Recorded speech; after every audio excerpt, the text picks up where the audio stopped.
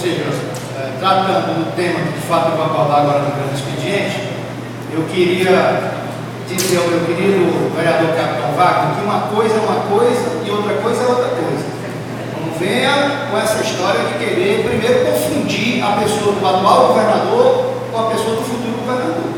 O fato do atual governador ter dado a declaração que de fato ele tem pedimentos de reajuste de salários, de benefício aos servidores em época de eleição, isso é fato que está na lei e que não é o caso dos agentes de saúde, porque o caso da saúde é o mero cumprimento de uma lei federal, portanto não tem nada a ver uma coisa com a outra.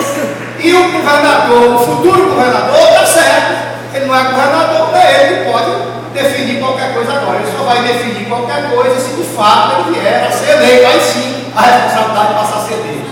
Mas, senhor presidente, eu queria trazer o pronunciamento hoje e queria a atenção de vários vereadores, todos os vereadores, mas particularmente aqueles vereadores que conosco partilham do sentimento de como nós vivemos na sociedade brasileira a situação perversa da manipulação de parte da mídia desse país. A mídia partidarizada, a mídia que se transformou neste país, não de agora, há muito tempo, desde que ela existe, em verdadeiro partido político da classe conservadora, defendendo os interesses do grande capital. Que é isso que de fato tem acontecido. Eu queria, hoje me chamou a atenção de fazer esse pronunciamento, aliás, eu já tenho discutido, é um tema que me apaixona muito, a questão da democratização dos meios de comunicação, da transparência com que esses meios de comunicação possam agir, que é diferente dos jornalistas. A gente tem que distinguir, os jornalistas são empregados desses grandes veículos e que, se não rezar muitas vezes na cartilha, são demitidos. Agora mesmo a Folha de São Paulo demitiu 2 porque cometeram a tremenda ousadia de desmentir a Folha uma notícia inverídica que eles estavam dando em relação à presidenta Dilma. Mas, senhor presidente, esse é um tema que tem que ser objeto da preocupação da sociedade brasileira. E eu começo, senhor presidente, aliás, me lembrei hoje de retomar o assunto, porque de manhã, no Bom Dia Brasil, mais uma vez, uma manipulação, a Rede Globo perdeu completamente o pudor quando trata dessa questão. E uma coisa são os veículos de imprensa, a imprensa escrita, os jornais, que pode editorialmente, aliás, deveriam fazer isso, assumir que tem lado. Mas eles não assumem que tem lado, para enganar a população, para se mostrar como imparciais, que apenas dão a notícia. E às vezes o comum do povo, né, na sua inocência, muitas vezes diz assim: esse assunto aí é verdade, porque deu no rádio. Isso aí é verdade, vereador Dario, porque eu li no jornal. E às vezes não percebe que o jornal tem os seus interesses. E a grande maioria, principalmente esses jornais do Sudeste, a Folha de São Paulo, a Rede Globo, o Jornal Globo, o Estadão, sempre foram comprometidos com o conservadorismo, com a direita brasileira, e fazem tudo para, de fato, preservarem o poder na mão dos reacionários que sempre encheram as curvas de dinheiro em relação à publicidade e a várias outras questões. Mas hoje pela manhã me chamou a atenção de novo. O jornal, o Bom Dia Brasil, hoje, da Rede Globo, escancarou a falta de pudor do ponto de vista da manipulação da informação. Fez a cobertura do comício da presidenta Dilma, vereador João Freire, lá no Pernambuco. E mostrou as câmeras fechadas, só mostrando o palco. Não mostrou o comício. Em seguida mostrou o comício do candidato Aécio, que é o candidato da Rede Globo. Ela tem que assumir isso. Ela mostrou o comício do Aécio Neves em Goiânia, em Goiás. E aí mostrou amplamente, mostrou o palco e mostrou as ruas para mostrar que tinha povo.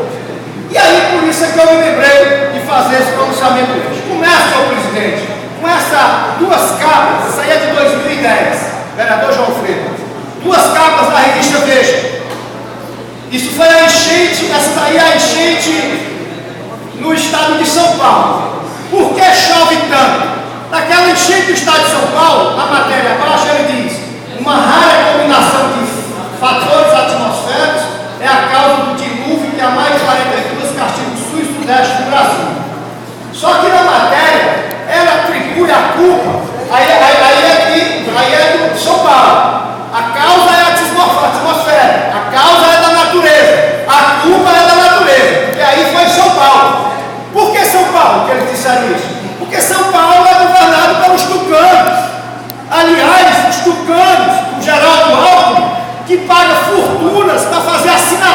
revista Veja para fornecer as escolas de São Paulo, afora as verbas de publicidade. Isso foi São Paulo. Agora vamos ver o mesmo fenômeno. Desculpa, só ler aí. Diz aqui a matéria: a Veja tem razão. A causa das enchentes do Rio de Janeiro foram os governos, principalmente Lula, é claro. Está na cara que foi do governo. Qualquer outra acusação é da demagogia eleitoral. O que é que está mostrando a matéria? Aí vem a do Rio. A de São Paulo, a culpa foi de São Pedro. Como, aliás, hoje, o desgoverno do campo, vou mostrar agora aí, o desastre que está acontecendo no estado de São Paulo de falta d'água, com filas hoje do cidadão paulistano e do interior de São Paulo, parece cenas do Nordeste brasileiro no período mais difícil das nossas secas. Aí vem a outra imagem. Aí as enchentes do Rio de Janeiro. Aí as enchentes do Rio de Janeiro, a revista Veja, na época, não apresenta como culpa de São Pedro. Aí é culpa dos governos. Por que ele colocou como culpa do governo? Porque no Rio de Janeiro, o governo era do PMDB na época, como é ainda hoje, aliado do presidente Lula, portanto, lá no Rio de Janeiro, tinha que fazer a propaganda contra o governo, dizendo que as enchentes eram culpa do governo. E aí, o jornalista que faz atenção para isso, diz o seguinte: a Veja é uma revista que tem a capacidade de produzir duas capas contraditórias e aceitá-las como verdadeiras. Tal capacidade parece um fenômeno que George Orwell, autor do famoso livro 1984, que denuncia o stalinismo, que denuncia o totalitarismo, e ele escreveu da seguinte forma: é só substituir a palavra partido por revista Veja. Aí ele diz: saber e não saber, ter consciência de completa veracidade ao exprimir mentiras cuidadosamente arquitetadas, defender simultaneamente duas opiniões opostas, sabendo as contraditórias e ainda assim acreditando em ambas, usar a lógica contra a lógica, repudiar a moralidade em nome da moralidade, crer na impossibilidade da democracia e que a Veja, o texto original dos partidos, era a guardiã da democracia. Esquecer tudo quanto fosse necessário esquecer, trazê-lo à memória prontamente no momento preciso e depois torná-lo a esquecer. E, acima de tudo, aplicar o próprio processo ao processo. Essa era a sutileza derradeira. Induzir conscientemente a inconsciência. E então tornar-se inconsciente do ato de hipnose que se acabaram de realizar. Até para compreender a palavra duplo e pensar, era necessário usar o duplo e pensar. Ou seja, a manipulação ela se dá nessa maneira perversa. Ela utiliza primeiro uma capa de imparcialidade que não há para tratar o mesmo tema de modo diferente. Então pode passar aí as próximas. E aí, senhor presidente, trago agora para o conhecimento desse plenário, dos que nos acompanham, pode passar, que é a situação atualmente que estamos vivendo no estado de São Paulo. Essas cenas que vou mostrar agora, essas fotos, não é na minha boa viagem, não é lá no Salim, não é aqui no Nordeste brasileiro, que neste ano enfrenta a maior seca dos últimos 55 anos, vereador. E não é no Curió, lá da minha querida vereadora Toninho, não é lá no Vila Velha. Essa cena aí é o coração econômico do país, é no estado de São Paulo. E isso aconteceu, e a grande mídia, a Rede Globo à frente, não diz que é culpa do governo, ela está atribuindo a São Pedro. Mas na verdade, é claro que é um fenômeno da natureza, aliás, provocado pela irresponsabilidade de 20 anos de governo tucano no estado de São Paulo, que não investiu, e apesar de alertado há 15 anos atrás, isso aí é a crise anunciada. Há 15 anos atrás, vereador, foi advertido aos governos tucanos de São Paulo dessa tragédia que poderia acontecer e que hoje está acontecendo em São Paulo. São filas, aí é o município de Itu, pode passar aí, por favor. Olha aí outra situação. A fila na principal capital, o centro econômico do país, São Paulo. Pode passar. Aí, mais outra cena.